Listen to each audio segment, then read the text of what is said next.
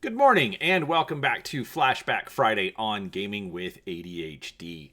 Today we are continuing our look at Shadowrun Duels, a product you may not have known existed, or if you did, maybe you aren't that familiar with it. Now, I finally have the complete collection of these figures. A couple of months ago I was able to do a video for one of the remaining 4 figures that I acquired, but due to the nature of the channel, brain went a little squirrely, and so we're finally just getting back to them now. But, that's fine. I've got some great content coming up. So, we are going to look at Kross, the male orc mob enforcer for Shadowrun Duels. Now, I did do a review of the product line in general, giving a little bit of a history about it in my review of Lothan the Wise. You should check that out. I will have it linked in the description below. But also, I have set up an affiliate link with DriveThruRPG. If you do purchase your RPG products in PDF format, this link does give a little bit of a kickback to me so that I can use it towards purchasing other products. I've got reviews for a lot of the Shadowrun 6 World supplements that have come out, and obviously it would help offset some of those costs in getting those so that I can continue to bring you guys great content. So, also, if you do like what I'm doing, make sure that you like the video. It helps with the YouTube algorithm. And subscribe to the channel so that you can get notified when I put further content out. So, keep in mind, this is a review of the figure and its accessories that you would receive at the time of purchase. I do have the figures. I do still plan on getting a gameplay video done once the squirrels line up so that I can actually do it. But, come along and, let's see what we've got.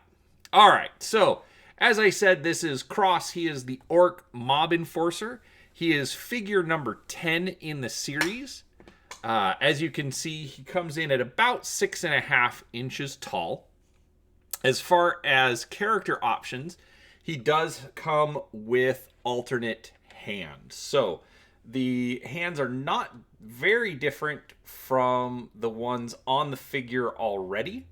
The key difference here is they do not have the pegs that you see normally to attach the equipment to. But these are very well detailed. If I can get the camera to focus, you can see the extra hair on the back of the hands. Wow, this is not focusing well at all today.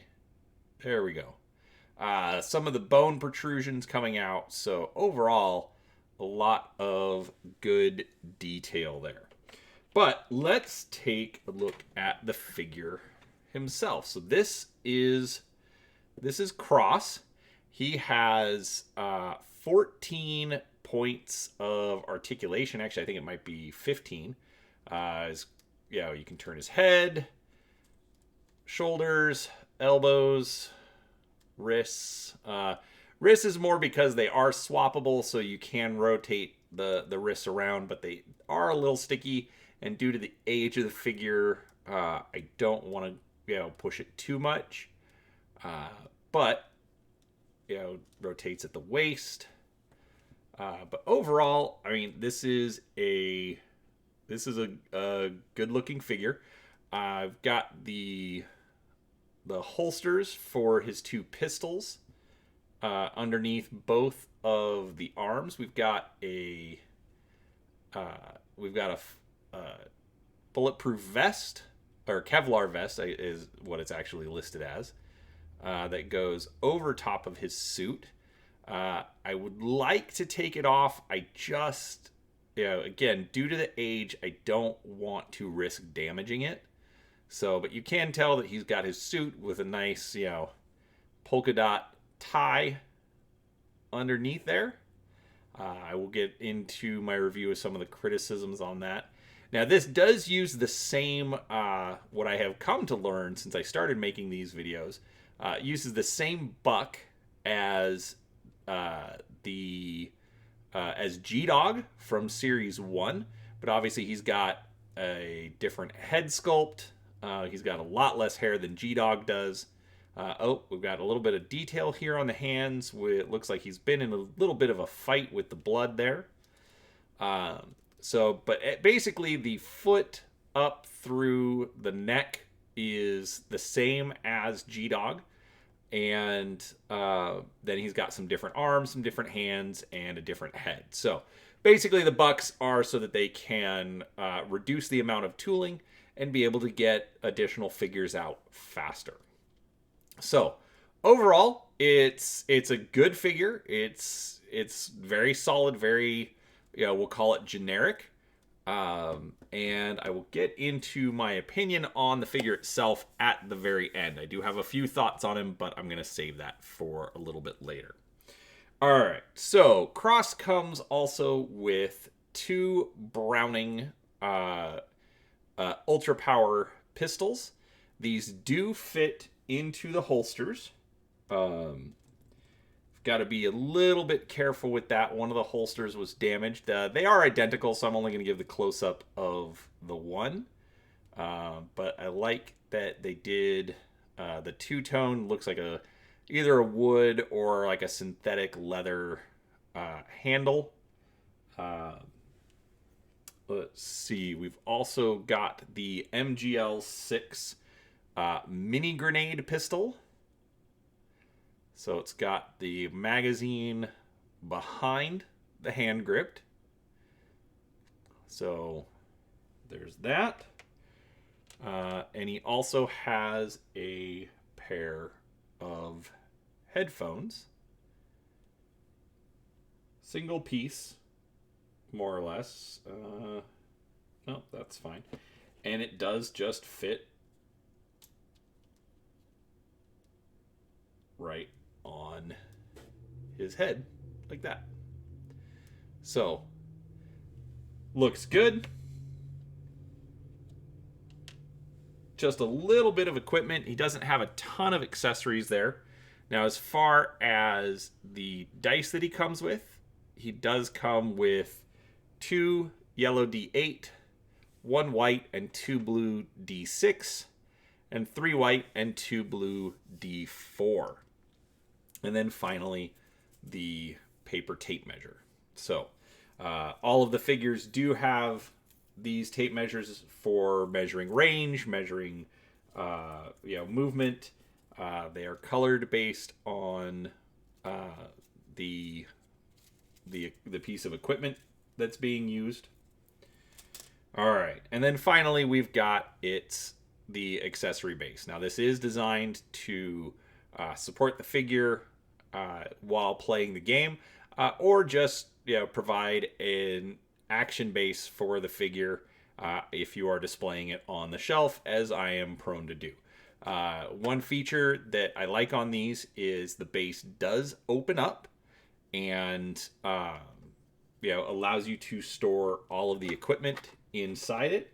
And in this case, all of the equipment actually fits inside of the base, including the hand swaps. So compared to, say, Lothan the Wise or the other troll, who have much larger hands, this one is nice because it does let you keep all of the equipment together and not risk losing it. So what do I think of this figure? So first off, like all of them, I think it has fantastic production quality, especially for 20 years ago when 6-inch figures were not the standard that they are today in the action figure market. The fact that it's got 14 points of articulation, or 15 with the neck, sorry. I realized I corrected that earlier. But 15 points of articulation is quite a lot, especially when, as I've said in previous videos, the female figures were dramatically reduced as far as the amount of articulation. They typically did not have bendable elbows or knees. A lot of times they didn't even have bendable hips. So obviously, action figure, production technology has greatly improved since these figures came out, but I do think that is a bit of a limitation. Some of the other drawbacks is the pins on the hands for holding the equipment. I do like that they went with the pin option. It does make it easier to swap out equipment because you may not necessarily take it all during a game. But they, as I have seen on other figures, they do have a tendency to break. Luckily, these are not damaged, but I have seen it on some of my own figures. Another issue that I had is these underarm holsters. So because they are, solid plastic, they don't really let you get the arms down like you should, and there's not really like a swivel arm grip like you had on the old 80s G.I. Joes to kind of rotate that in and let you get the arms closed a bit more. This particular holster was broken off when I received the figure, so that also has a tendency to be an issue here. But overall, not too bad. The biggest complaint that I actually have about this figure is the color choice. I don't think it was a bad color choice considering what it is. I mean, it's a mob enforcer, so he's wearing a suit, looks like a wise guy, but it's a dark gray suit with a black to dark gray, Kevlar vest.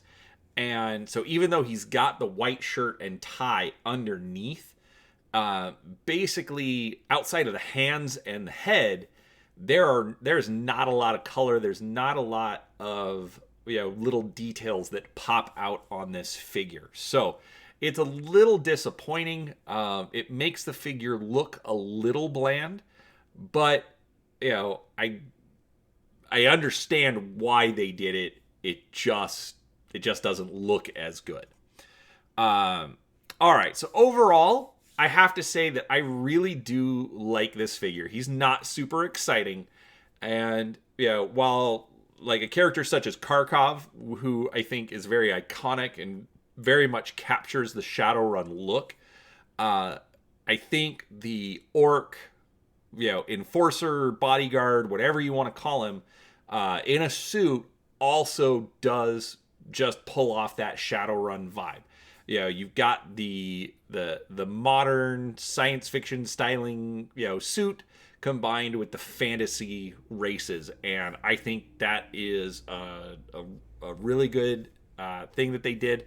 I think the bloody knuckles does also imply a little bit about the character. He's a brawler. He can get in there.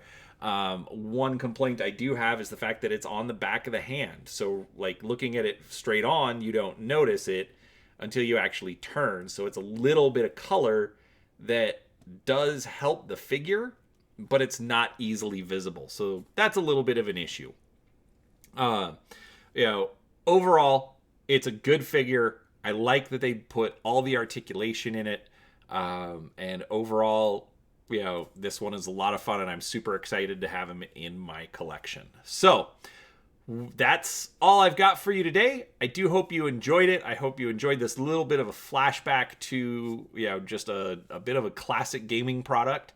And let me know what you think down below. Did I get something wrong? Do you disagree with any of my opinions?